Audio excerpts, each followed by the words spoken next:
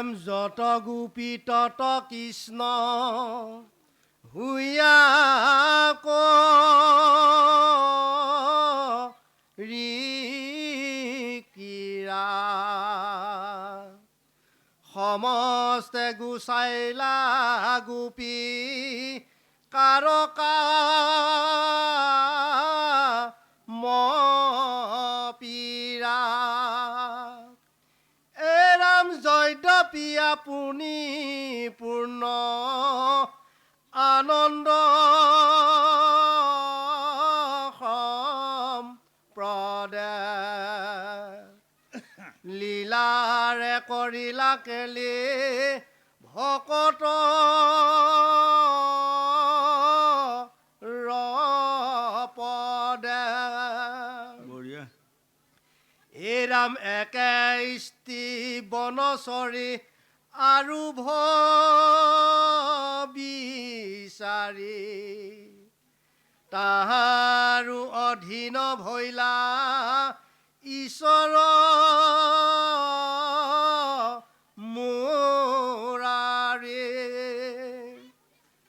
নচাৱৈ অজাতি জাতি পাপী পুণ্যৱন্ত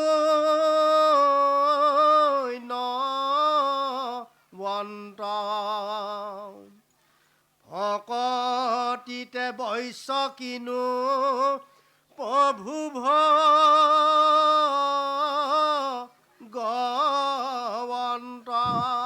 এতিয়া এই কেইফাগীত কিমান সুন্দৰ কথা কৈছে দেখিছেনে গুৰুসকল গোসানীসকল একে স্ত্ৰী বনচাৰী আৰু বেভিচাৰী তাহাৰো অধীন ভৈলা কৃষ্ণ মুৰাৰী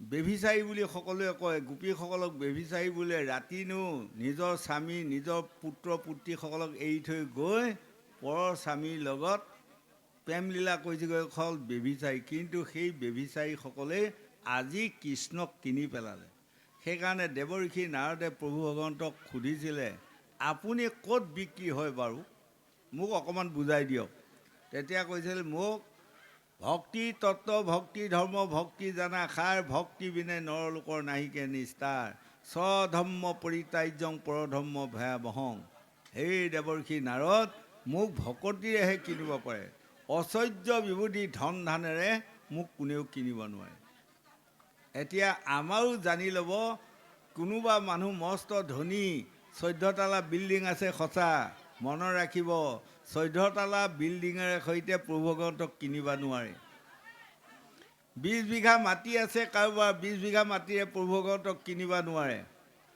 হয়নে 18খন গাড়ী আছে কাৰোবাৰ 18খন গাড়ীয়ে কেতিয়াও প্ৰভু ভগৱন্তক কিনিব নোৱাৰে সেই লোকসকল প্ৰভু ভগৱন্তক কিনিব পাৰে এটাই সম্পদ তাৰ নামে হ'ল ভকতি এই ভকতিৰে সৈতে প্ৰভু ভগৱন্তক সকলোৱে কিনিব পাৰে হওক কোনোবা চাণ্ডাল হওক কোনোবা মেলছ জাতি প্ৰশ্ন নাই হয় মহাপুৰুষ শংকৰদেৱ গুৰুজনাই লিখিছে এই ৰাম যিটো মহা মেলছ জাতি অসিও শুদ্ধ হুৱে আতি মুখে মাত্ৰ হৰি নাম লৈ কলিৰ ভয়ত গয়া নামত শৰণ লয়া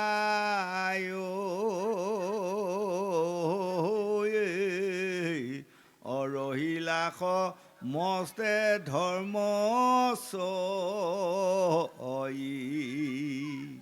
জাতিৰ বিচাৰ নাই হওক কোনোবা চাণ্ডাল হওক কোনোবা মেলছ প্ৰশ্ন নাই যাৰ মুখত হৰি নাম থাকিব যাৰ কাণে হৰি নাম শুনাৰ অভ্যাস কৰি থাকিব যাৰ হৃদয়ত ভগৱন্তৰ চিন্তা থাকিব সেইসকল হওক মেলছ হওক চাণ্ডাল তাকো প্ৰভু ভগৱন্তে ৰক্ষণাবেক্ষণা দিব আৰু যদি উচ্চ জাতি হৈও যদি প্ৰভু ভগৱন্তৰ নাম কোনোবাই নলয় তেওঁক চাণ্ডালৰ নিচিনাও মৰম তেওঁক কেতিয়াও কোনেও নকৰে হয়নে গতিকে আমাক এইকণ কথা খুব ধুনীয়াকৈ শাস্ত্ৰ ভাগৱতে বুজাই আছে সেই লোকসকল স্বৰ্গ বাক্য আমি ৰাখিব জানিব লাগিব যেনেকৈ এতিয়া মন কৰকচোন আমাৰ 1 নম্বৰতে 9খন দৰ্জা আছে পঞ্চতি বিংশতি তত্ত্ব কোনোজন নজানো আমি সীমা নৱদাই ঘূৰি জীৱ আছে ফুৰি বুজিবা তাৰ মহিমামা নখন দৰ্জা।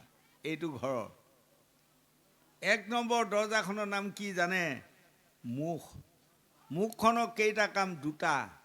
অৰ্থাৎ 9খন দৰ্জাই 7খন দৰ্জাই এটা এটা কাম কৰে 7টা, আৰু 2খন দৰ্জাই 2টা কাম কৰে। একেই হ'ল কৰ্ম 11টা, দৰ্জা 9খন। মুখখনৰ এটা খোৱা এটা কোৱা। কিন্তু যদি আপোনালোকে মুখখন সাৱধান ৰাখিব নোৱাৰে, তেনেহ'লে আপোনাসকলে ভকতি কৰিব নোৱাৰে। খোৱাটোও সাৱধান ৰাখিব লাগিব, কোৱাটোও সাৱধান ৰাখিব লাগিব। সেইকাৰণে গংগাৰ পাৰত শুকদেৱে পৰীক্ষিতক কৈছে, ৰাজা এটা বস্তু এৰি দিয়া হ'ল, এৰি দিয়াৰ লগে লগে বস্তুটো বেয়া, ঘূৰাই আনক। কোনোবা এটা বস্তু এৰি দিয়াৰ লগে লগে তাক ঘূৰাই আনিব নোৱাৰে। তাৰ নাম কি জানা? বোলে কি? বাক্য। বাক্য কোৱাৰ পাছত ঘূৰাই আনিব নোৱাৰে। পাৰেনে বাৰু? নোৱাৰে। গতিকে আপোনাসকলে সাৱধান বাক্য কওঁতে, যাতে কাৰো কোনেও আঘাত পোৱা বাক্য আপোনাসকলে নকৰে। আঘাত পোৱা বাক্য কৰিলে মোৰ হৃদয়ত যিটো কৃষ্ণ আছে, 14 সাক্ষী লৈ আছে দামোদৰ, ভান্দিবা নৰিবা উৰে শুনা কলিৰ নৰ। আপোনালোকৰ আইসকল মাতৃসকলৰ হৃদয়তো সেই একেটাই বস্তু আছে। মোৰ বাক্যটোৱে যদি আপোনাসকলে আঘাত পায়, তেনেহ'লে মোৰ জানিব মোৰ হৃদয়ত থকা যিকণ পুণ্য সি নাশ হ'ব। হয়নে? আৰু এখন দৰ্জা আছে, আপোনাসকলে নিজেই বুজি ল'ব। সেইখন দৰ্জাও 2টা কাম। এটা কৰ্মই সদায় আমাক নৰকৰ ফালে টানিয়ে আছে। সাৱধান। যদি এইখন সাৱধান কৰিব নোৱাৰে, তেনেহ'লে ইহকালে পৰকালে মনুষ্যৰ জন্ম পাম বুলি আপোনালোকে ভাবিব নোৱাৰে। গতিকে এই 2খন দৰ্জা যিসকলে সাৱধান কৰিব জানে, বাকী 7খন দৰ্জা এনেই সাৱধান হৈ যাব। গতিকে এই 2খন দৰ্জা, সেইকাৰণে বাক্যই স্বৰ্গ, বাক্যই নৰক। তাৰ এটা উদাহৰণ মই অকণমান আগুৱাই গৈছোঁ, আপোনাসকলে কাণ দিব। যেতিয়া 5 পাণ্ডৱে স্বৰ্গযাত্ৰা কৰিব যায়, গৈ আছে, যাওঁতে কি হ'ল? দ্ৰৌপদীৰ পৰা আদি কৰি 4টা ভাই মানে পৰ্বতৰ ওপৰৰ পৰা পৰি মৃত্যু হৈ গ'ল। ৰজা যুধিষ্ঠিৰ অকলীয়া হৈ গ'ল। অকলীয়া হৈ গৈ কান্দি কান্দি গৈ আছে। এতিয়া মই অকলে হ'লোঁ, কাক সহায় ল'ম, কাক মাতিম, কাক ক'ম? যাই হওক, মই যিপিনে দৃষ্টি চাই গৈ আছোঁ, গৈয়ে থাকিম আৰু যি হয় হৈ যাব। কান্দি কান্দি যায় এটা জেগাত, মানে কান্দি কান্দি সকলোকে স্মৰণ কৰি বা ভাবি চকু পানী মচি আছে। আৰু সদৌ শেষত চকুকেইটা মেলি দিয়াৰ লগে লগে দেখেই আগৰ পিনে বৰ ধুনীয়া কুকুৰ এটাই 3 পাক ঘূৰি লেগুডাল দাঙি গৈ আছে। তেতিয়া ৰজা যুধিষ্ঠিৰে দেখিলে এই কুকুৰটোৰ পাছে পাছে গৈ থাকিলে নিশ্চয় কিবা এটা অনুসন্ধান পাম, এই বুলি গৈ আছে। যাওঁতে যেতিয়া অনুভৱ কৰিছে এয়া নিশ্চয় স্বৰ্গ হ'ব, তেনেহ'লে যদি স্বৰ্গ ৰাজ্য এয়াই হয়, এটা কুকুৰ স্বৰ্গলৈ কেনেকৈ আহিল? কুকুৰেতো স্বৰ্গত আহিব নোৱাৰে। ই কুকুৰ হ'ব নোৱাৰে। কোনোবাই হয়তো মায়া কৰি আহিছে। এই বুলি যেতিয়া ৰজা যুধিষ্ঠিৰে তুতি প্ৰাৰ্থনা কৰাত লাগি গ'ল কুকুৰটোক, লাহেকৈ কুকুৰ গুচি যম ৰজা হ'ল। তেতিয়া কৈছে, এৰা ৰজা যুধিষ্ঠিৰ, মই যমৰাজ। লগে লগে ৰজা যুধিষ্ঠিৰ যম ৰজাৰ সন্তান, নেপথ্যত যম ৰজাৰ সন্তান, আৰু দেখাত হ'ল তোমাৰ পাণ্ডুৰ সন্তান। এই তেতিয়া কৈছে, সেই পিতৃ নমস্কাৰ। বোলে নমস্কাৰ নহয়, এতিয়া আহা, তুমি 3খন নৰক চাব লাগিব। ৰাজা যুধিষ্ঠিৰ উৎসৱ খাই উঠিল, মই কিয় 3খন নৰক চাম? মইতো ক'তো পাপ কৰা নাই, দুখ কৰা নাই, অপৰাধ কৰা নাই। কৈছে, তুমি বাক্য নষ্ট কৰা মহাপাপ কৰিলা, হয়নে? তুমি ৰেহাই নাই। মই ৰজা, যম ৰজা, মোৰ বাক্য অৱহেলা কৰিব পৰা ক্ষমতা কাৰোৱে নাই। ব'লা।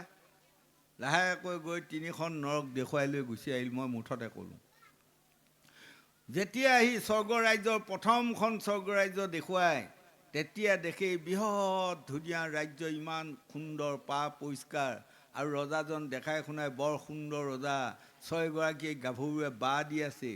তেতিয়া ৰজা যুধিষ্ঠিৰে আচৰিত হৈ ক'লে, হে পিতৃদেৱ, এইজন কোন ৰজা আৰু এখন কি ৰাজ্য? ইমান ধুনীয়া পৰ্যাবিলাক দেখাই শুনাই, সুন্দৰ সুন্দৰ, ৰূপৱান ৰূপৱতী, আৰু ৰজাটো দেখিলে ইমান সুন্দৰ লাগে। কৈছে, তুমি চিনি পোৱা নাই? বোলে নাই। তোমালোকে যে সকলোৱে লগ লাগি মাৰি পঠিয়াইছিলা কৰ্ণ, সেইজন ৰজা হৈ আছে।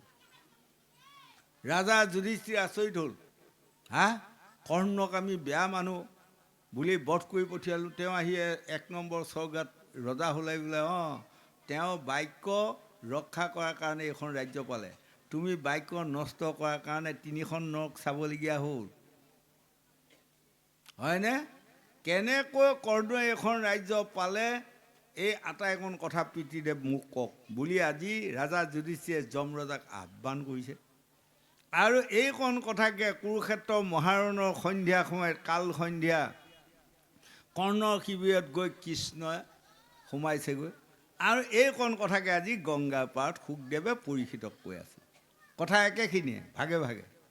এই তেতিয়া কৰ্ণক গৈ যেতিয়া কৃষ্ণই মাত দিলে, কৰ্ণই কৈছে, বাসুদেৱ নমস্কাৰ। বোলে নমস্কাৰ, তোমাৰ পিতৃ মাতৃক আজিলৈ চিনি পালানে? তেতিয়া কৰ্ণই নিমাত হৈ লগে লগে চকু পানী ওলাই আহিল, আহি কান্দি কান্দি কৈছে, সেই বাসুদেৱ, পিতৃ মাতৃক মই আজিলৈ চিনিয়ে নাপালোঁ, সেইকাৰণে মোক সকলোৱে সুতপুত্ৰ বুলি কোৱা হয়। মোৰ আৰু সকলোৰে চকুত মই ঘৃণনীয় হ'লোঁ। এই দুখটোতেই মই সদায় দিনে ৰাতিয়ে মানে বেজাৰ। কৈছে, তোমাৰ পিতৃ মাতৃক মই আজি চিনাই দিম। তেতিয়া কৰ্ণই কৈছে, তুমি মোৰ পিতৃ মাতৃক কেনেকৈ চিনাই দিবাহে? তুমিতো মোতকৈ বয়সত সৰু, হয়নে? মই যেতিয়া ডাঙৰটোৱেই মই পিতৃ মাতৃৰ কথা মই নাজানো, মোতকৈ তুমি সৰু হৈ কেনেকৈ জানিবা? এই তেতিয়া কৃষ্ণই কৈছে, যদা যদা হি ধৰ্মেচ্ছ গ্লানি ভৱতি ভাৰত, অভূত স্থানয় ধৰ্মেচ্ছ তদাত্মানং সৃজ্যাম্যহম, পৰিত্ৰাণায় সাধুনাং বিনাশায় স দুষ্কৃতাম, ধৰ্ম সংস্থাপনায় সম্ভৱামি যুগে যুগে। হে কৰ্ণ, দুষ্টক দমন শান্তক পালন কৰিবৰ কাৰণে মই অৱতাৰ লৈ উৰণ বুৰণ গজন ভ্ৰমণ চাৰিমুঠি জীৱক ৰক্ষণাবেক্ষণা দি আছোঁ। তোমাৰ পিতৃ কোন জানা? সৌ সূৰ্য দেৱতা। সূৰ্য দেৱতা মোৰ পিতৃ। তেনেহ'লে মই দেৱৰ সন্তান। বোলে তুমি দেৱৰ সন্তান? ইমান দিন মই নাজানিলোঁ।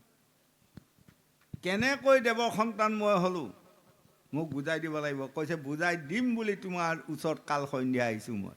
তোমাৰ মাতৃ কোন জানা? কোনটি? অসম্ভৱ। মই কেনেকৈ মানিম? বোলে অসম্ভৱেইটো এতিয়া সম্ভৱ হ'ব। মই বুজাই দিওঁ। যেতিয়া তোমাৰ মাতৃ ভোজ ৰজাৰ জীয়েক, ভোজ ৰজাৰ ৰাজপ্ৰসাদত গৈ দুৰ্বাসামণি ওলালেগৈ, তোমাৰ মাতৃ কুন্তী দেৱীয়ে বৰ আপ্যায়িত কৰিলে। আৰু তোমাৰ মাতৃ কুন্তী দেৱীয়ে আপ্যায়িতত সন্তুষ্ট হৈ দুৰ্বাসা মুনিয়ে ক'লে, হেৰা ছোৱালী, আহাৰ সময়ত আহাচোন, মই তোমাৰ লগত গোপনে কথা এটা হওঁ। অলপ গোপনে কথাটো হৈ ক'লে, কি জানা, তোমাক মই এইটো মন্ত্ৰ দিলোঁ, এই মন্ত্ৰটো জপ কৰি তুমি যাকেই মাতা সেয়ে হ'ব তোমাৰ স্বামী, সেয়ে তোমাৰ গৰ্ভত সন্তান দিব। এই বুলি মন্ত্ৰটো দি থৈ দুৰ্বাসামুনি গুচি গ'ল। মন্ত্ৰটো পাই কুন্তী দেৱীয়ে দিনে ৰাতিয়ে চিন্তা কৰি আছে, এই মন্ত্ৰটো কেনেকৈ প্ৰমাণ কৰিম, কিমান সত্য কিমান অসত্য। যাওঁতে যাওঁতে এদিন অকলশৰে এটা ৰুমত ৰাতি সোমাই তেওঁ মানে সূৰ্যক আৰাধনা কৰিলে। লগে লগে সূৰ্য দেৱতা এটা সুন্দৰ ল'ৰা হৈ আহি আগত উপস্থিত হ'ল। তেতিয়া কুন্তী দেৱীয়ে ক'লে, তুমিয়ে সূৰ্য? বোলে ময়ে সূৰ্য। এতিয়া মই দুৰ্বাসা মুনিৰ মন্ত্ৰটো প্ৰমাণ কৰিলোঁ, এতিয়া আপুনি যাওকগৈ যাওক। তেতিয়া সূৰ্য দেৱতাই কৈছে, মই এতিয়া এনেই যদি যাওঁগৈ, তেনেহ'লে দুৰ্বাসা মুনিৰ অভিশাপত মই ভস্ম হৈ যাব লাগিব। গতিকে মই তোমাক ৰমণ কৰি তোমাৰ গৰ্ভত মই সন্তান দি যাব লাগিবই, ৰেহাই নাই। সেই মৰ্মে তোমাৰ মাতৃ কুন্তী দেৱীক ৰমণ কৰি সূৰ্যৰ ঔৰসে তোমাক থিতি কৰি থৈ গুচি গ'ল। আৰু যেতিয়া 10 মাহ 10 দিন হৈ তুমি জন্ম হোৱা, তেতিয়া সুন্দৰ ল'ৰা দেখি কুন্তী দেৱীয়ে বুকত সাৱটি লৈ কৈছে, বাহ, ইমান সুন্দৰ ৰূপৱান ল'ৰা পোৱালি, আজি জন্ম হোৱাৰ লগে লগে হাত ভৰি চকু নাকৰ গঠনবোৰ দেখিলেই মৰম লগা, ইমান ধুনীয়া সন্তান এটি মই পাই গ'লোঁ, মই কম সৌভাগ্যৱতী নহয়। খন্তেক পাছত কুন্তী দেৱীয়ে ভাবিছে, ৰবা, মইতো বিয়া সোমোৱাই নাই, তেনেহ'লে মই এই সন্তানটো কেনেকৈ ৰাখিম? এই সন্তানটো মই ৰাখা মানে মই কলংকিনী হৈ যাম, মই বেবিচাৰিণী হৈ যাম, আৰু সকলোৱে মোক নিন্দা কৰিব। গতিকে ৰাতি এটা ডাঙৰ চৰুত ভৰাই তোমাক উটুৱাই দিলে। আৰু উটুৱাই দি বুকত ভুকু মাৰি কুন্তীদেৱে দগৰি কান্দিছে যোৱা বাচা ইমান সুন্দৰ ল'ৰা এটি পায়ো মই আজি লজ্জাৰ ভয়ত কলংকিনী হোৱা ভয়ত তোমাক মই ৰাখিব নোৱাৰিলোঁ কোনোবাই যাতে তোমাক পালন কৰক কোনোবাই যাতে তোমাক ডাঙৰ দীঘল কৰক বুলি কান্দি কান্দি গৃহলৈ গুচি আহিল কোনেও নাজানিল হয়নে আৰু তাৰ পাছত ৰাধা আৰু ধুবুনী তাৰমানে ধুবুনীজনীৰ নাম ৰাধা আৰু ধোবাটো দুয়োটাই ৰাতিপুৱা কাপোৰ ধুবা গৈছে এই চৰুটো উটি যোৱা দেখি ধুবুনীয়ে কৈছে এইটো চৰু কিয় উটি গৈছে কি গৈছে চাই আহোঁগৈ ধোবাটোৱে কৈছে মনে মনে কাপোৰ ধোৱা ধুমাধুম কিবা এডাল উটিয়ে গ'ল যেনিবা তাক আমাৰ চাবলগীয়া কি আছে হয়নে কৈছে নাই মই চাই আহোঁগৈ বুলি ধোবাটোৱে কৈছে সেইকাৰণে নাৰীসকলক লগত লৈ ফুৰিবাই নাপায় হয়নে নাৰীসকলৰ চকু য'তে ত'তে পৰিব আৰু য'তে ত'তে যাওঁ বুলি মনটো যাব হয়নে এতিয়াও মন কৰিবতো আমাৰ ল'ৰাসকল মন কৰিব দেই বিয়া কৰোৱাৰ পাছত যদি কেনিবাকৈ দুজনী খুলখালী থাকেই আপোনাৰ পৰিবাৰ খুলখালীকো লগত লৈ যদি কেনেবাকৈ পূজা চাবাত যায় সাৱধান হৈ যাব নহ'লে মৰিব জুলমত পৰি কাৰণ খুলখালীহঁতক ইটো লাগে কিনি দিব লাগিব সিটো লাগে কিনি দিব লাগিব সন্মানৰ অৰ্থে যদি দিব নোৱাৰে মহা লজ্জাৰ কথা নাহিব নহয়নে কাৰণ ছোৱালী মানুহবোৰ বোৱাৰী মানুহবোৰ যি দেখে তাকে লাগে এতিয়া মন কৰক আপোনালোকৰ আইসকলৰ মাজত বেয়া নাপাব কাৰোবাৰ গহনা গাঁঠৰিয়ে ভৰপূৰ হৈছে আহি যদি পদূলিতে সোণা গহনা হেন তেন কৰি চিঞৰি দিয়ে লৰ মাৰি আহি চাবই আহি তেওঁ তাৰ মাজতে দুপত লগা হ'বও পাৰে হয়নে গতিকে তোমালোক নাৰীসকলক লগত লৈ ফুৰিব নাপায় ধোবাটোৱে কৈ আছে কাপোৰ ধোৱা বোলে নাই নহ'ব মই কাৰো কথা নামানো এই একদম পানীত পৰি যায় চৰুটো পাই যেতিয়া দেখিলে বৰ ধুনীয়া ল'ৰাটো তেতিয়া চিঞৰি কৈছে এই তুমি মোক আহিবা নিদিয়া আজি তোমাৰ কথা শুনা হয়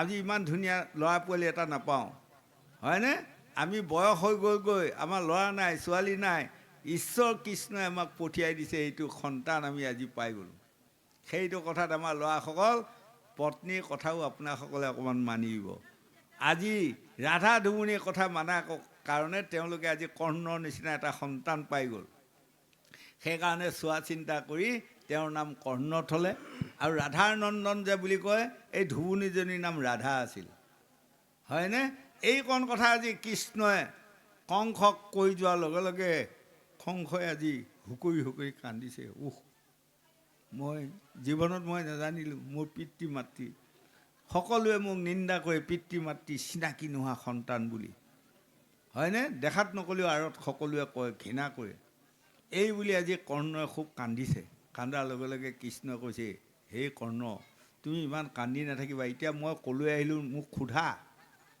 তেতিয়া কান্দি কান্দি আজি কৰ্ণই কৈছে বাসুদেৱ ক'লৈ আহিলে আপুনি কওক কৈছে মই আজি তোমাক নিব আহিছোঁ বোলে ক'লৈ আজি পাণ্ডৱৰ মাজত তোমাক ৰজা পাতিম আজিৰ পৰা যুধিষ্ঠিৰ ভীম অৰ্জুন নকুল সহদেৱে সদায় তোমাক ভৰি মালিচ কৰি থাকিব তেতিয়া কৰ্ণই কান্দি কান্দি ক'লে হে বাসুদেৱ মই এতিয়া সেনাপতি কালিলৈ 9টা বজাতে মোৰ যুদ্ধ আছে হয়নে আৰু যদি মই এই সময়ত 5 পাণ্ডৱৰ মাজত ৰজা হৈ যুদ্ধ ত্যাগ দিওঁ তেনেহ'লে মোৰ মুখৰ বাক্যটো নষ্ট হ'ব আৰু বাক্য নষ্ট কৰাৰ ফলত মই নৰকত যাই পুচি থাকিব লাগিব সেইবেলা তুমি ভগৱান হ'লেও মোক ৰক্ষা কৰিব নোৱাৰা গতিকে তুমি য'ৰ পৰা আহিছা তলৈ গুচি যোৱা মই বাক্য নষ্ট নকৰোঁ কালিলৈ দুৰ্ঘোৰ যুদ্ধ আৰু মই যদি কালি যুদ্ধ ত্যাগ দিওঁ তেনেহ'লে ৰজা দুৰ্যোধনে কান্দি কান্দি পাগল হৈ যাব সেই অভিশাপৰ পৰা মই নিস্তাৰ নাপাম এই বুলি কোৱাত কৃষ্ণ ক্ৰোধান্বিত হৈ কৰ্ণক কৈছিলে তুমি নুবুজা মোৰ কথা বোলে নুবুজো মই বাক্য নষ্ট নকৰোঁ তুমি কালি 5 পাণ্ডৱক বধ কৰিব পাৰিবা তেতিয়া কৰ্ণই ক্ৰোধান্বিত হৈ কৃষ্ণক কৈছিলে হে কৃষ্ণ মই 5 পাণ্ডৱক মাৰিব নোৱাৰোঁ সত্য মই নিজে মৰিব পাৰিম নে নোৱাৰিম মই নিজে মৰিব পাৰিলেও মোৰ লাভ আছে তথাপি মই বাক্য নষ্ট নকৰোঁ হয়নে সেয়ে হ'ল 5 দিনা কৰ্ণই কৃষ্ণ অৰ্জুনৰ লগত যুদ্ধ কৰি তেওঁ অৰ্জুনৰ হাতত মৃত্যু হ'ল আৰু আজি যুধিষ্ঠিৰক কৈ আছে দেখিছা তেওঁ বাক্য ৰক্ষা কৰি যুদ্ধত মৃত্যু হৈ আজি 1 নম্বৰ স্বৰ্গত আহি ৰজা হৈ তেওঁ কি আনন্দত আছে তুমি কি কৰিলা যিদিনা কুৰুক্ষেত্ৰ মহাৰণৰ মাজত অশ্বত্থামাক মৃত্যু হয়, অশ্বস্থমা মৃত্যু বুলি জয়ধ্বনি উঠিলে, কৌৰৱৰ এই পাঁচ পাণ্ডৱৰ দলে জয়ধ্বনি দিলে, হয়নে?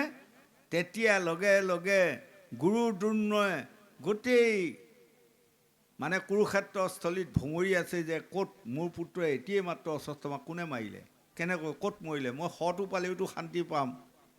গৈ গৈ নাপাই সদৌ শেষত থিৰাং কৰিলে এজনেই মানুহ আছে যিজনৰ নাম যুধিষ্ঠিৰ, তেওঁ সত্য কথা ক'ব। তেওঁৰ ওচৰলৈ যাওঁ এই বুলি যুধিষ্ঠিৰৰ ওচৰত গৈ গুৰু দ্ৰোণে কৈছিল, মহাৰাজ যুধিষ্ঠিৰ, মোৰ পুত্ৰ অশ্বস্থমা মৃত্যু হোৱা সত্য হয়নে? তুমি পোনে পোনে ক'ব পাৰিব লাগিছিল তোমাৰ পুত্ৰ অশ্বস্থমা মৃত্যু হোৱা নাই, অশ্বস্থমা নামৰ হাতী এটাহে মৃত্যু হৈছে।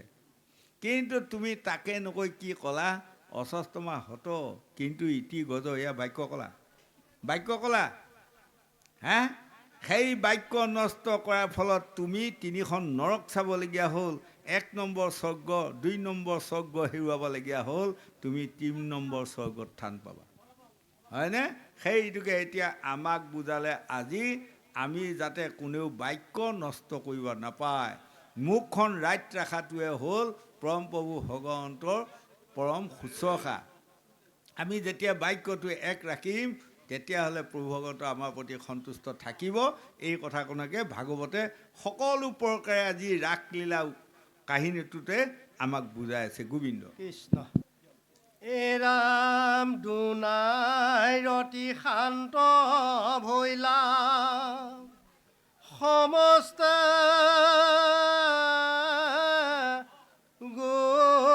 গোপিনী দেখি হস্ত পদ্মে আতি গোপাল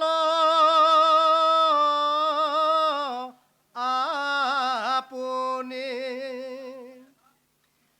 এ ৰাম কি পাৰে সবাৰে হৰি, মাজিল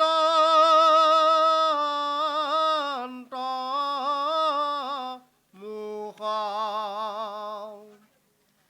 মিলিল মনত মহা মহোৎসৱ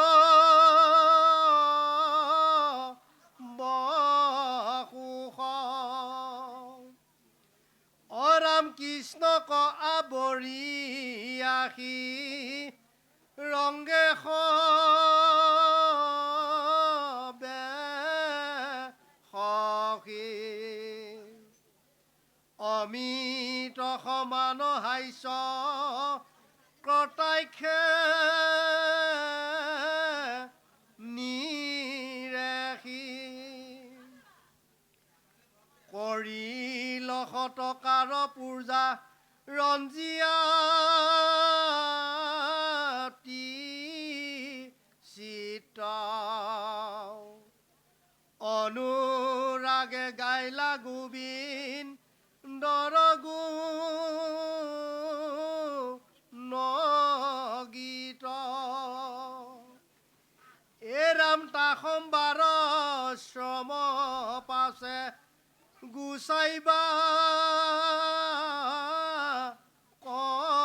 কপ্ৰতি,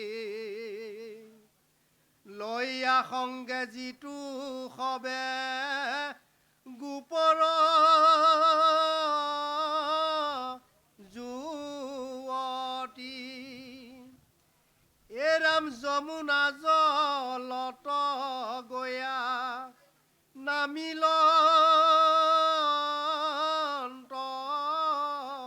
হৰি, সৌভিতি ভ্ৰমৰে সেৱৈ বেৰিয়া আৱৰে। আজি আমাক দেখুৱাইছে যে যমুনাৰ তীৰে তীৰে বৃন্দাবনৰ মাজে মাজে প্ৰভু ভগৱন্ত কৃষ্ণৰ লগত আজি গোৱালৰ যুৱতীসকলে যিটো প্ৰেমলীলা কৰিলে, তেওঁলোকৰ তাত লাজ লগা নাই। এই লাজটো কেতিয়া ভাঙিছিল? তাৰ বহুদিনৰ আগতে, যেতিয়া এই গোপীসকল কৃষ্ণৰ ৰূপত বিমোহিত হৈ কৃষ্ণক কেনেকৈ আমি স্বামী ৰূপে পাম, এই কথাকণ সকলোৱে কোৱা মতা কৰি আছিল। ইতিমধ্যে মানে দেৱঋষি নাৰদ ওলালেগৈ। তেতিয়া দেৱঋষি নাৰদক সুধিলে গোৱালৰ যুৱতীসকলে যে আমি প্ৰভু ভগৱন্তক স্বামী ৰূপে পাব বিচাৰোঁ, তেওঁৰ লগত যদি আমি ৰমণ কৰিব বিচাৰোঁ, তেওঁৰ লগত আমি কামক্ৰিয়াত মজিব বিচাৰোঁ, আমি কেনেকৈ পাম? তেতিয়া দেৱঋষি নাৰদে ক'লে, তোমালোকে কাইট্ৰনী ব্ৰত কৰা এমাহ, তোমালোকে কাইট্ৰনী ব্ৰত যদি এমাহ কৰা, এমাহৰ পাছত প্ৰভু ভগৱন্তই দেখা দিব বাধ্য হ'ব আৰু প্ৰভু ভগৱন্তে তোমালোকৰ মনৰ বাঞ্ছা পূৰ্ণ কৰিব। এই তেতিয়া সকলো গোপীসকলে যমুনাৰ তীৰত কাইট্ৰনী ব্ৰত পালন কৰিলে। সদৌ শেষৰ দিনা তেওঁলোকে পাৰত সকলোৱে কাপোৰ বস্ত্ৰ থৈ মানে যমুনাত উলংগত হৈ গা ধুই আছিল। সেই সময়ত প্ৰভু ভগৱন্ত কৃষ্ণই আহি তেওঁলোকৰ সকলো বস্ত্ৰবোৰ লৈ গৈ কদম গছত উঠিলগৈ। আৰু তেতিয়া গোৱালৰ যুৱতীসকলে বস্ত্ৰ নাপাই হুলস্থুল হ'ল। পাছত দেখেই কদম্বৰ ওপৰত কৃষ্ণই লৈ আছে। তেতিয়া গোপীসকলে প্ৰভু ভগৱন্তক তুতি কৰিছে, একাঠু পানীতে তল গৈ আছোঁ হৈ জাৰে কম্পে আমাৰ হিয়া, কৃষ্ণক বোলই চতুৰ নকৰা আমাকে বস্ত্ৰদান দিয়া, আমাক চতুৰালি নকৰিবা, বস্ত্ৰদান দিয়া। তেতিয়া পৰম প্ৰভু কৃষ্ণই কৈছিল, তোমালোকে আহি পাৰত আহি তোমালোকে মোক বস্ত্ৰদান মাগা, মোক নমস্কাৰ কৰা, তেতিয়াহে বস্ত্ৰ পাবা। কৈছে আমাৰ লাজ লাগিছে। কৈছে লাজৰ প্ৰশ্ন আহিব নোৱাৰে, যদি লাজৰ প্ৰশ্নই আহে তোমালোকে পাৰত বস্ত্ৰবোৰ কিয় থৈ গৈছিলা? হয়নে? সদৌ শেষত নিৰুপায় হৈ মই মুঠতে কৈছোঁ বহুত কথা। সদৌ শেষত উলংগতভাৱে তেওঁলোকে সকলোৱে পাৰত আহি বস্ত্ৰদান মাগিলে। সেই কথাখনকে আজি গংগাৰ পাৰত শুকদেৱক পৰীক্ষিতে প্ৰশ্ন কৰিছে। তেতিয়া শুকদেৱে কৈছে, তাৰমানে কি কাৰণত জানে? যেতিয়ালৈ আমাৰ হৃদয়ত লাজ ভাৱটো থাকিব, আমি তেতিয়ালৈ ভকতিত উত্তীৰ্ণ হ'ব নোৱাৰোঁ। গতিকে পৰম প্ৰভু ভগৱন্তই মায়া কৰি তেওঁলোকৰ লাজটো ভাগি পেলালে। হয়নে? সেয়ে গংগাৰ পাৰত প্ৰথম কুশপতে পদ্মাসনে বসী মহাৰায়, শুকমুখে ভাগৱত শ্ৰৱণ কৰায়। তেতিয়া শুকদেৱে কৈছে পৰীক্ষিত ৰজাক, হেৰা ৰজা, মোৰ গৰ্ভত 18,000 ভাগৱতৰ শ্লোক আছে, মই এতিয়া তোমাক কৈ যাম, আৰু তোমাৰ কিবা সন্দেহ হ'লে প্ৰশ্ন কৰিবা, তাৰ মই প্ৰশ্নৰ উত্তৰ দি যাম। কিন্তু সাৱধান, একক্ষণ হৈ তুমি ভাগৱত শুনিব লাগিব। লগে লগে পৰীক্ষিত ৰজাই শুকদেৱৰ চৰণত ধৰি কৈছিলে, গুৰুদেৱ একক্ষণ মানে কি মোক বুজাই দিয়ক। তেতিয়া শুকদেৱে কৈছিলে, একক্ষণ মানে কি জানা? কাই মন বাইক এক কৰা, হয়, অহংকাৰ অভিমান অসূয়া বাহাদুৰি টেম্পাৰ গৌৰৱ জেদ সকলো বাদ দিয়া, লাজ ভয় ঘৃণা তিনিটা বস্তু বাদ দি ভাগৱত শুনা। এইটো একক্ষণ। যেতিয়ালৈ এজন মানুহ গাত লাজ থাকিব, তেতিয়ালৈ তেওঁ ভকতিত উত্তীৰ্ণ হ'ব নোৱাৰে। যেতিয়ালৈ এজন মানুহৰ অন্তৰত ঘৃণাভাৱ থাকিব, তেওঁ কেতিয়াও ভকতি উপাৰ্জন কৰিব নোৱাৰে। হয়নে? লাজ। আৰু যেতিয়ালৈ এজন মানুহ ভয় থাকিব, তেতিয়ালৈ তেওঁ ভকতি উপাৰ্জন কৰিব নোৱাৰিব। ভয় মানে কি ভয় জানে? মৃত্যুৰ ভয়। তাতকৈ আৰু ডাঙৰ ভয় পৃথিৱীত আছেনে? মৃত্যুৰ ভয়তকৈ ডাঙৰ ভয় পৃথিৱীত নাই। নহয়নে বাৰু? সাপক আমাক কিয় ভয় কৰে মানুহে? তই মই ভয় কৰে, কাৰণ সাপে খালেই মানুহ মৰে। বাহ, হয়নে? গতিকে আমাক কৈছে, যেতিয়া আমি গৈ গৈ গৈ গৈ গৈ গৈ সদৌ শেষত যিদিনা আমি শেষ বিচনাত পৰিম, সেইদিনা আমি মৃত্যু ভাৱটো আমি ত্যাগ দিব লাগিব, আৰু ভয় ভাৱটো আমি ত্যাগ দিব লাগিব।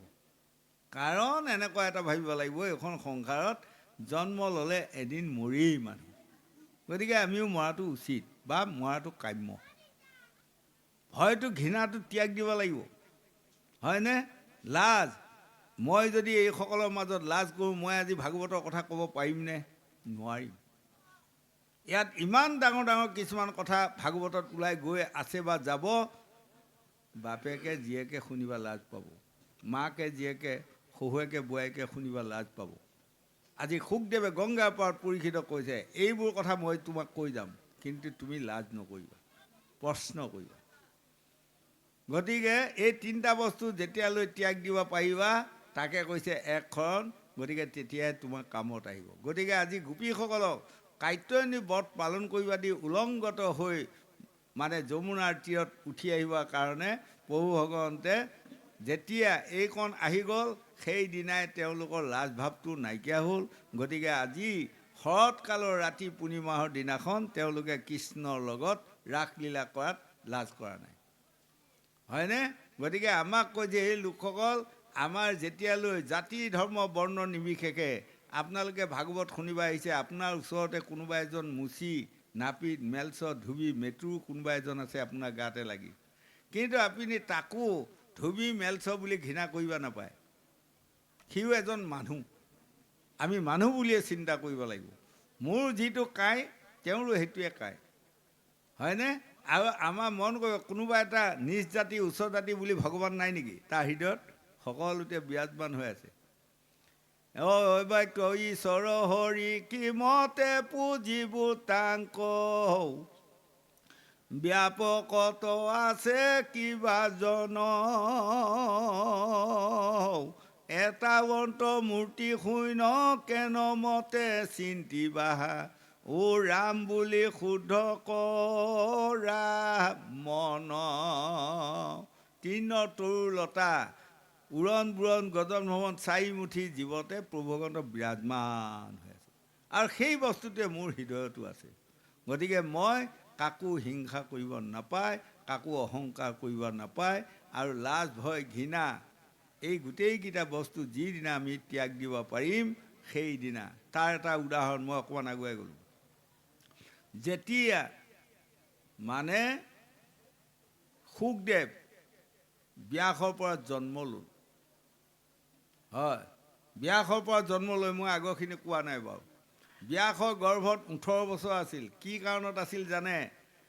ফেঁচা পোৱালি এটা, যেতিয়া ফেঁচা পোৱালিটোৱে শিৱই পাৰ্বতীক কৈ থকা কথা গোটেইখিনি শলাগি আছিল, তেতিয়া শিৱই দেখিলে কথা সৰ্বনাশ হ'ল, ফেঁচাটোৱে জানা মানে পৃথিৱীত প্ৰচাৰ হৈ যাব। তেতিয়া এই ফেঁচাটোক মাৰিবৰ কাৰণে ত্ৰিশূল এপাত এৰি দিলে শিৱই। ত্ৰিশূল পাতে লুৰুৱাই লৈ গ'ল, আৰু ফেঁচা উৰি গৈ গৈ গৈ গৈ দৈপায়ন হ্ৰদৰ পাৰত ব্যাসদেৱে মানে হামি মাৰি মুখখন মেলি দিয়া হওক, এই মুখতে সোমাই যোৱা হওক। সোমাই যোৱাৰ লগে লগে ত্ৰিশূল পাত ঘূৰি আছে, আৰু ত্ৰিশূল পাতে ফেঁচাটোক কৈছে এৰা ওলাই আহা, শিৱ বাবা অৰ্ডাৰ, মই তোমাক মাৰিবাই লাগিব। তেতিয়া ব্যাসৰ গৰ্ভত সোমাই থকা ফেঁচাটোৱে কৈছে তুমি কিমান দিন ৰখিবা? কৈছে মই 18 বছৰ ৰখিম। হয় নেকি? মই 18 বছৰ ব্যাসৰ গৰ্ভতে থাকিম। থাকি গ'ল। সেইকাৰণে ব্যাসদেৱ বৰ গৰ্ভত শুকদেৱ 18 বছৰ আছিল। 18 বছৰ থাকি 18,000 ভাগৱতৰ শ্লোক গৰ্ভতে পঢ়াই শুনাই শিকাই মানে পাৰ্গত কৰিলে। আৰু যেতিয়া 18 বছৰ হোৱাৰ লগে লগে ত্ৰিশূলডাল গুচি গ'লগৈ, তাৰ পাছত ব্যাসে উগাৰ মাৰি জন্ম দিয়াই ভাবিছে গা পা ধুৱাই ইয়াক কাপোৰ কানি পিন্ধাব লাগিব। কিন্তু তেওঁ যে গৰ্ভত 18 বছৰ আছিল, নিমিষপৰৰ ভিতৰতে 18 বছৰীয়া সুন্দৰ ডেকা ল'ৰা এটা হৈ জাপ মাৰি তাৰ পৰা দৌৰ মাৰিলে। লগে লগে ব্যাসে পাছে পাছে খেদি গৈ আছে, ইয়াক ধৰিব লাগিব, গা ধুৱাব লাগিব, কাপোৰ পিন্ধাব লাগিব, নহয় বাৰু? কিন্তু এটা ডেকা ল'ৰাক এটা বয়সস্থ মানুহে ক'ত লাগ পায়? বহু দূৰ আগুৱাই গ'ল। গৈ সৰুবৰ পাৰত এডাল ডাঙৰ গছৰ তলত গৈ শুকদেৱে মানে ঘূৰি চাইছে, মোৰ পিতৃ মোক লৰুৱাই আনি আছিল, কিমানৰ ৰ'ল। ইতিমধ্যে সৰুবৰত গন্ধৰ্ব অপেশ্বৰা হাজাৰ বিজাৰ ছোৱালীয়ে উলংগত হৈ পাৰত বস্ত্ৰবোৰ থৈ গা ধুই আছিল। আৰু যেতিয়া সেই শুকদেৱৰ ৰূপ দেখি সকলো ছোৱালীবোৰ ধুমাধুম উঠি গ'ল, কাপোৰ পিন্ধিব পাহৰি গ'ল। পাহৰি গৈ আগুৰি ধৰি মানে চাই আছে, বাহ ইমান ৰূপৱান ল'ৰা, চালে চকু ঘূৰাব নোৱাৰা, কিন্তু কাপোৰ নাই, কানি নাই, উলংগত, বেঙাই নে পগলাই নে, ইপেনে চাই সিপেনে চাই তেনেকৈ আছে।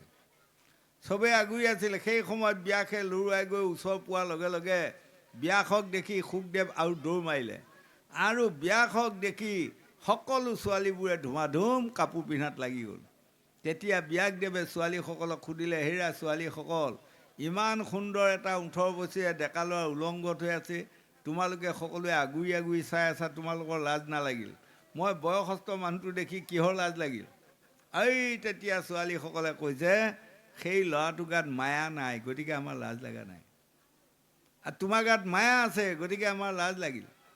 সেইখিনিৰ পৰা ব্যাসদেৱ গুচি গ'ল আৰু শুকদেৱ বৈকুণ্ঠলৈ গুচি গ'ল, লাগ পোৱা পুৰি নহ'ল। গতিকে আজিলৈ শুকদেৱৰ কাপোৰ পিন্ধাও নহ'ল আৰু জন্ম 18 বছৰ গৰ্ভত থাকি ওলাই অহা গাটো ধোৱাও নহ'ল। আজিলৈ গাও ধোৱা নাই শুকদেৱে।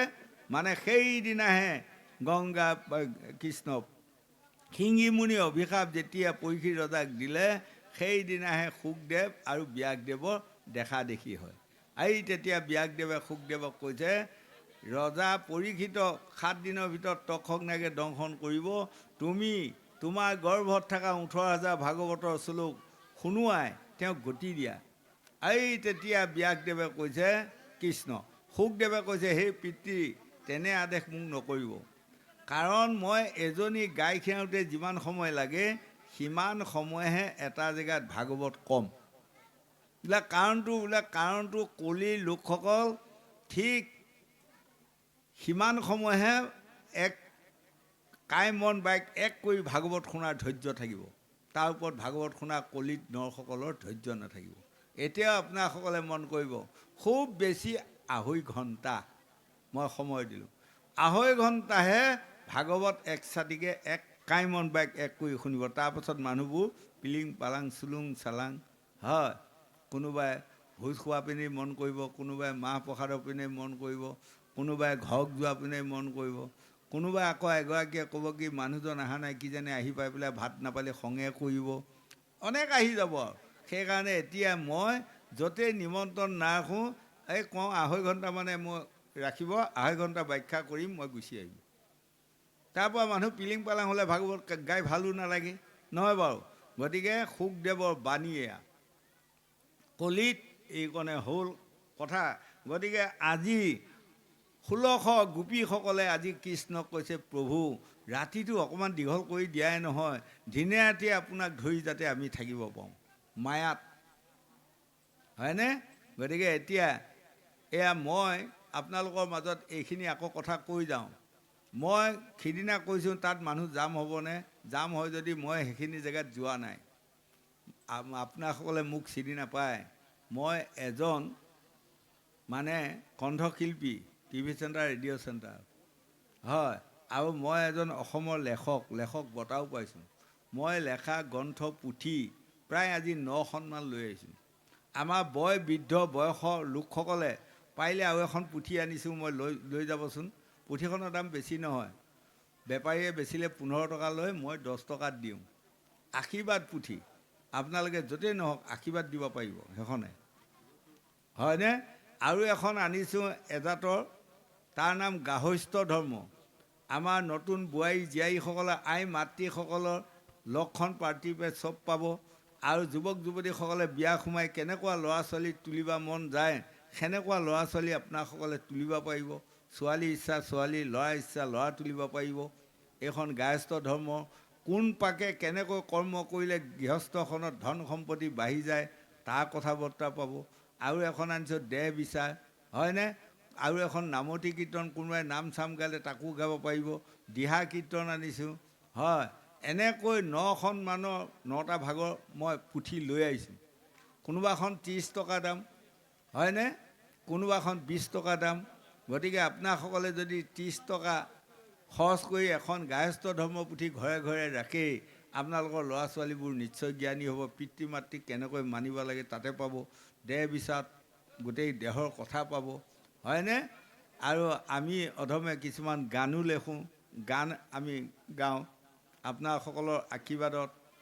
আপোনালোকে জানিব তেতিয়া যুগৰ মই, তেতিয়াৰ পৰা টিভি চেণ্টাৰ, ৰেডিঅ' চেণ্টাৰ গায়ক জয়ন্ত হাজৰিকা মোৰ বন্ধু আছিল, ৰামেশ্বৰ পাঠক, অক্ষয় কুমাৰ বৰ্মন, ধৰণীধৰ দাস, এইবোৰৰ লগত, হয়নে? এই এতিয়া আজি কেইদিনমানত আকৌ এটা গান ৰচি প্ৰচাৰ কৰিছোঁ, হয়।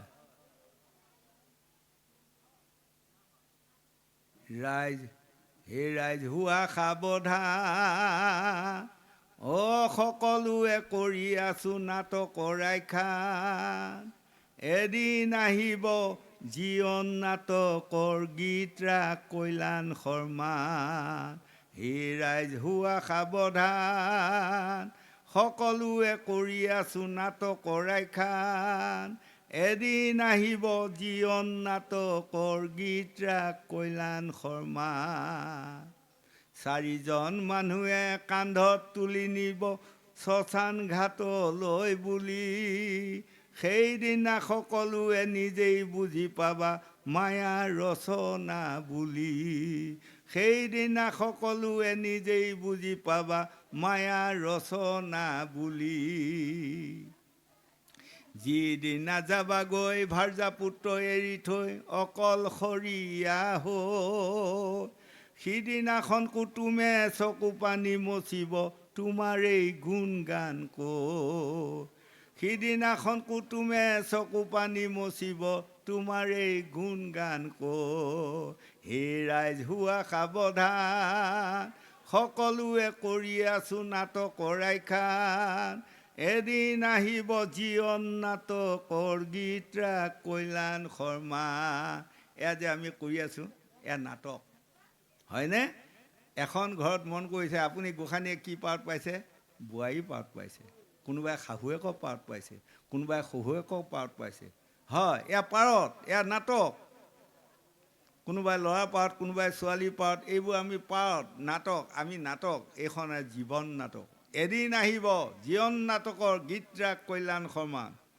ভাওনা এখন কৰাৰ পাছত প্ৰমতাই সদৌ শেষত কি কয় গীত ৰাগ কল্যাণ শৰ্মান আৰু গীত ৰাগ কল্যাণ শৰ্মান বুলি কোৱাৰ পাছত কোনোবাই বাৰু পাঠ গাব পাৰে আৰু নে নাটকত নোৱাৰে তদুপ মই বা আপুনি তেওঁ বা তেখেতে যিদিনা আমি শেষ বিচনাত পৰি মৃত্যুবৰণ কৰিব সময় হ'ব তাকে কৈছে গীত ৰাগ কল্যাণ শৰ্মান এদিন আমাৰ আহিব হয় চাৰিজন মানুহে এটা এটা বৰ আনন্দৰ বিষয় দিয়ক নহয়নে বাৰু মৰিলেও মই চাৰিজন মানুহ কান্ধত উঠি যাম চালা যাওক হয় ক'লৈ বুলি নিব শ্মশান ঘাটলৈ সেইদিনা সকলোৱে নিজেই বুজি পাবা মায়াৰ ৰচনা বুলি সেইদিনা সকলোৱে এজন মানুহ মৰাৰ লগে লগে চাই থকা লোকসকলেও বুজি পায় মায়া হয়নে ইমান দিন তেখেতে খাই বৈ আছিল আজি গুচি গ'ল মায়া হয় তিনি ভৰি জুখি চিতাক পাতৰি তাতে দাঙি ধৰি দেই হাতে জোৰা লৈ সাতৰ পাক ঘূৰি মুখত লুগালে জুই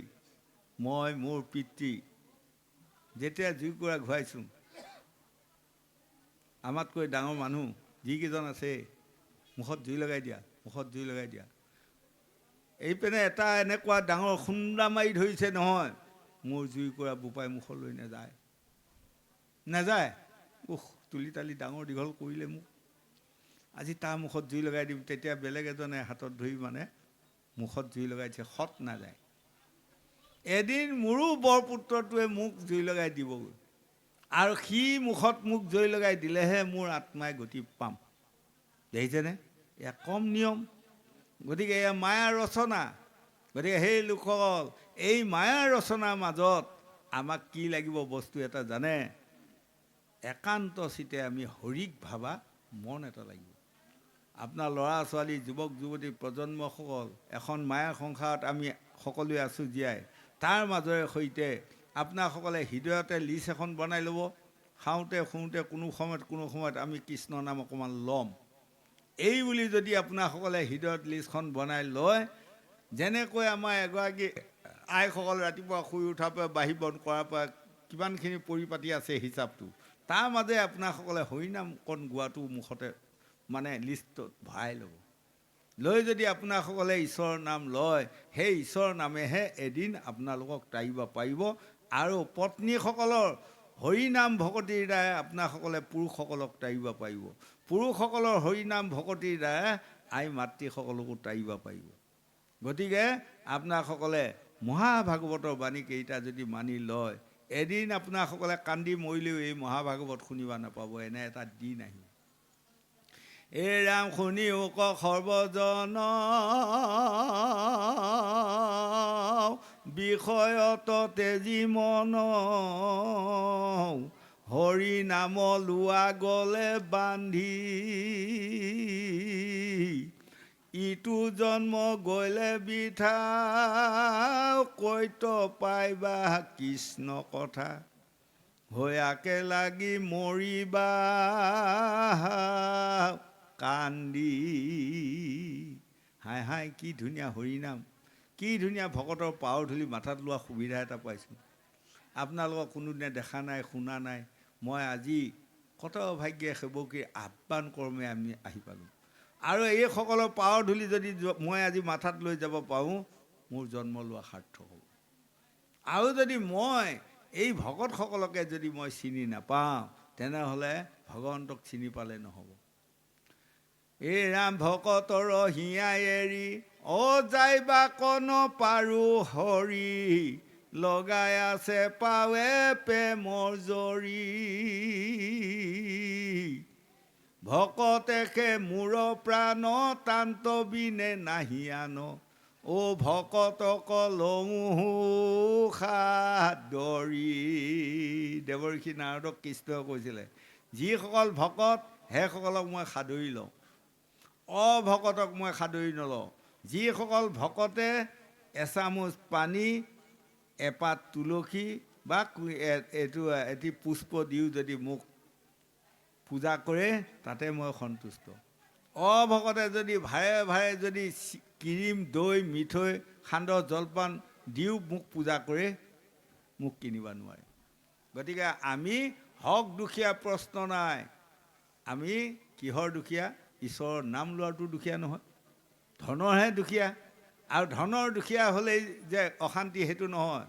দুখীয়া মানুহ লাই শাক, বিলাহী, বেঙেনাৰে ভাত খায়ো ফৱাই ৰাতিত টোপনি গৈ আছে, হয়নে? ৰৌ মাছ মাংসৰে সৈতে ভাত খায়ো শুবা সময়ত গিৰিয়েকে ঘৈণীয়েকে মাৰপিট লাগি সৰুখন বিচনাত এটা, সেইখন বিচনাত এটা পৰি ঘুক ঘুকা কান্দা কান্দি কৰি আছে। এয়া অসমখনতে পাই ফুৰা আমি, হয়। গতিকে লাই শাকৰে ভাত খাই বোলেও কবাই নোৱাৰে বেচাৰি, ইমান শান্তিয়ে টোপনি গৈছে। কিন্তু ধন ধানৰ ওপৰত থাকি যদি মনক পৰিচালনা কৰিবা যোনে শিকা নাই, সেইসকলে এইখন পৃথিৱীত শান্তি নাপায় বুলি 4 বেদ 14 শাস্ত্ৰ 18 পুৰাণে আমাক বুজাই আছে। গোবিন্দ।